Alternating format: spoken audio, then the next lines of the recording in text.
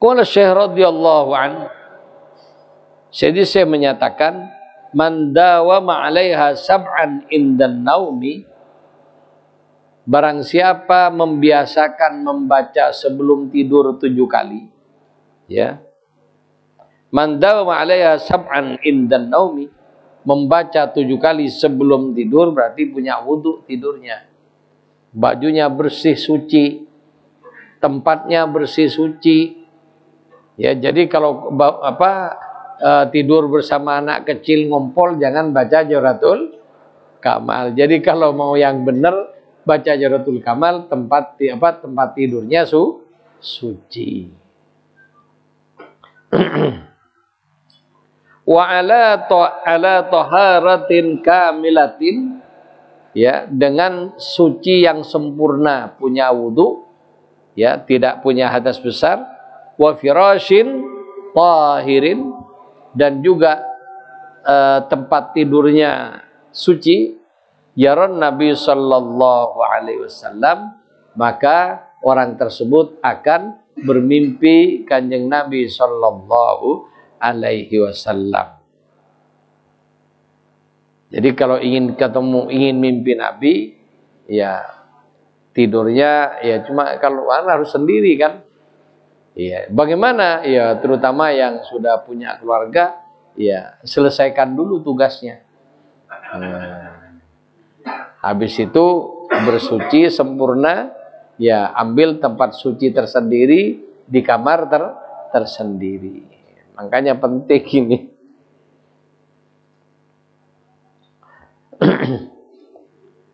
Wa hadza awanus syuru fi ma'aniha, dan ini adalah makna-makna dari Jawharatul Kamal yang tadi diminta oleh Ustadz kita untuk dijelaskan kepada para ikhwan semuanya. Qauluhu Allahumma salli wa sallim ala ainir rahmatir rabbaniyah. Jadi yang pertama dari bait pertama Jawharatul Kamal, Allahumma sholli wa sallim ala ainir rahmah ar-rabbani. Jadi semoga selawat dan salam tercurah kepada ainir rahmah. Ain artinya sumber, rahmah rahmat, ar-rabbani yang datang dari Allah Subhanahu wa taala. Jadi Rasulullah sallallahu alaihi wasallam dalam hal ini digambarkan sebagai sumber rahmat Allah. Kenapa? Karena memang kenyataannya dan secara simbolis sudah dinyatakan dalam Isra dan Mi'raj, percakapan Allah dengan Rasulullah. Allah menyatakan assalamu alayka ayyuhan nabi wa rahmatullah wa barakatuh. Jadi semua rahmat nikmat semuanya oleh Allah, keberkahan, kesucian, ya, diberikan seluruhnya kepada Kanjeng Nabi Muhammad sallallahu alaihi wasallam. Kemudian dari Kanjeng Nabi itulah mengalir kepada seluruh makhluk, sebagaimana Nabi katakan, ya, sebagai proposal kepada Allah, assalamu alaina, kami terima karuniamu ya Allah, wa ala ibadillahis sholihin, dan rahmat ini dan nikmat ini kami akan bagi-bagi terutama kepada orang-orang saleh. Para ikhwan rahimakumullah, sampai di sini dulu, ya, ingin saya komentarin. Jadi rahmat itu seringkali yang banyak itu yang maknawi, yang lebih kuat, yang lebih bagus, lebih gede nilainya, bukan nikmat yang sifatnya materi. Cuma kita dengan nikmat yang sifatnya maknawi itu kurang perhatian, bahkan dianggap kita tidak dapat apa-apa karena kekurangan mempunyai kekurangan di bidang materi. Kan seperti itu. Sehingga melihat orang yang mendapatkan materi banyak, seakan-akan dia dapat nikmat yang banyak, dan kita karena tidak dapat materi banyak, merasa tidak mendapatkan nikmat yang banyak. Padahal rahasia Allah Subhanahu wa taala, nikmat yang sebenarnya bisa jadi orang yang kelihatan secara materi dia kurang. Tapi oleh Allah diberi nikmat yang besar. Cuma karena matanya kelilipan. Ya. Jadi orang itu kalau sudah ngelihat lembar merah berlipat-lipat, bergebok-gebok, lupa. Kan gitu. Sehingga dengan nikmat yang sebenar-benarnya tidak merasakan. Terutama nikmat yang tidak bisa diganti dengan apapun, nikmat iman. Ini kita sudah dengan nikmat iman ini aja sudah selesai sebenarnya. Itu. Kenapa? Tidak ada yang lebih besar nilainya daripada nikmat iman. Itu.